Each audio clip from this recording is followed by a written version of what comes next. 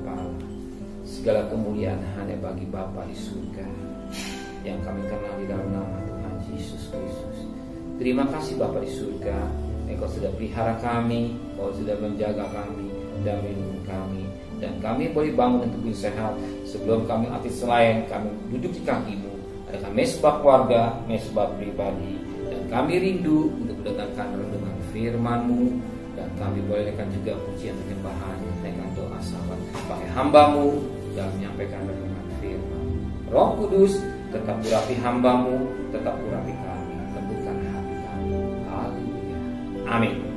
Shalom. Pagi, mari kita akan membaca Yeremia pasal 29. Yeremia pasal 29 ayat pertama sampai ayat 23. Yeremia pasal 29 ayat pertama sampai 23.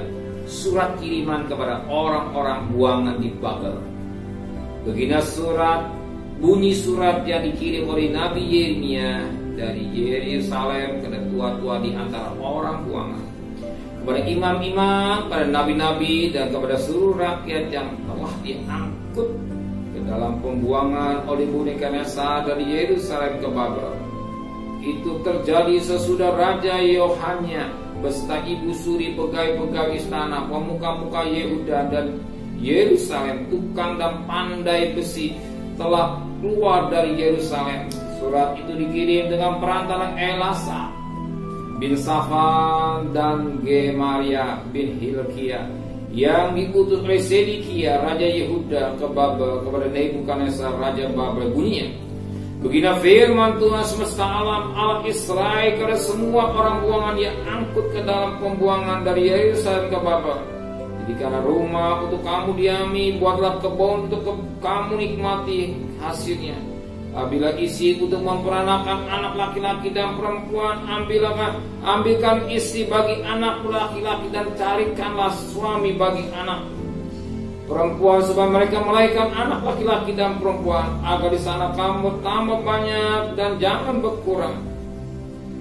Usahakanlah kesejahteraan kota karena kamu aku buat, dan berdoa untuk kota itu kepada Tuhan, sebab kesejahteraan adalah kesejahteraanmu. Sungguh begini firman Tuhan semesta alam, Allah Israel, jangan kamu diperdaya oleh nabi-nabimu yang ada di tengah-tengahmu dan oleh juru-juru tenungmu, dan jangan kamu dengarkan mimpi yang mereka mimpikan, sebab mereka berbuat palsu kepadamu demi namaku. Aku tidak mengutus mereka. Demikianlah firman Tuhan. Sebab begini firman Tuhan, apabila telah genap 70 tahun bagi Babel, dan barulah aku memperhatikan kamu. Aku akan menepati janjiku kepadamu dengan mengembalikan kamu ke tempat ini, sebab aku ingin mengetahui rancangan-rancangan apa yang ada padaku mengenai kamu. Demikianlah firman Tuhan, yaitu rancangan damai sejahtera dan bukan rancangan kecelakaan, untuk memberikan padamu hari depan yang penuh harapan. Apabila kamu berseru dan datang untuk berdoa kepadaku, maka aku akan mendengarkan kamu. Apabila kamu mencari aku, kamu akan menemukan aku. Apabila kamu menanyakan aku dengan segenap hati, aku akan memberi kamu menemukan aku. Demikianlah firman Tuhan. Dan aku akan melingkar adaanmu dan akan mengumpulkan kamu dari antara segala bangsa, dari segala tempat kemana kamu telah kucerai-beraikan. Demikianlah firman Tuhan. Aku akan mengembalikan kamu ke tempat yang dari mana aku telah membuang kamu. Memang kamu berkata, Tuhan telah membangkitkan nabi-nabi bagi kami di Babel. Sungguh begini firman Tuhan tentang raja yang duduk di atas tahta Daud dan tentang seluruh rakyat yang diam di kota ini, yakni saudara-saudaramu yang tidak keluar beserta kamu ke dalam pembuangan. Begini firman Tuhan semesta alam. Sesungguhnya aku akan mengirim pedang, kelaparan dan penyakit sampah ke antara mereka, dan aku akan membuat mereka seperti buah ara yang busuk, dan demikian jeleknya sehingga tidak dapat dimakan. Aku akan mengejar mereka dengan pedang, kelaparan dan penyakit sampah, dan aku akan membuat mereka menjadi kengerian bagi segala kerajaan di bumi, jadi kutuk, kedahsyatan, suitan dan aib di antara segala bangsa kemana mereka kucerai-beraikan. Sebagai ganjaran Bapa mereka tidak mendengarkan perkataanku, demikian firman Tuhan. Tuhan yang telah kau sampaikan kepada mereka terus menerus dengan perantara hamba-hambaku, yaitu para nabi. Dan kamu tidak mendengarkan, demikian firman Tuhan. Tapi dengarkanlah firman, hai kamu semua orang buangan yang telah kukirim dari Yerusalem ke Babel.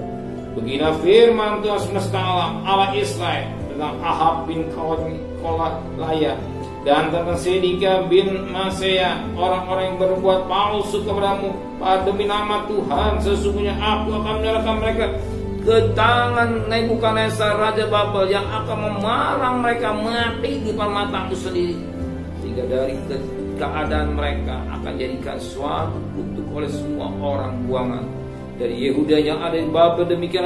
Demikianlah biarlah Tuhan memperlakukan kamu Sedekia dan Ahab yang telah dipanggang oleh Raja negeri Babel di dalam api. Oleh karena mereka telah melakukan kebebalan di Israel, telah berzina dengan istri sama mereka, dan telah mengucapkan demi namaku perkataan dusta yang tidak kupesankan kepada mereka.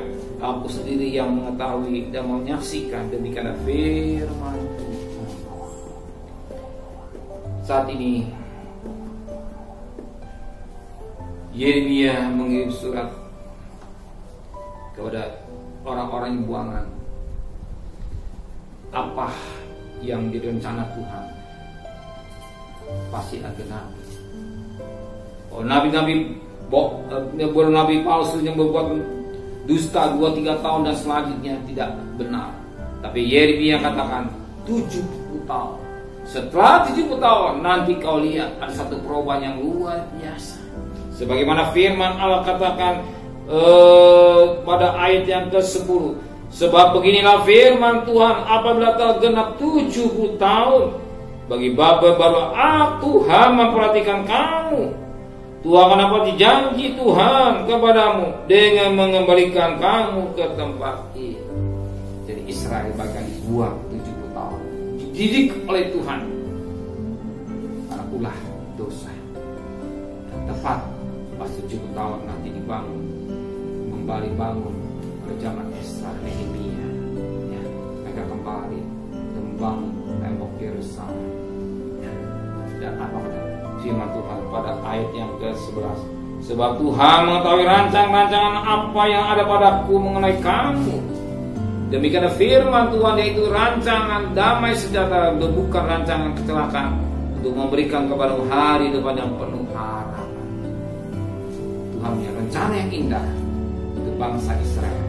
Setelah mengalami pendidikan Tuhan yang itu keras, baru dikembali.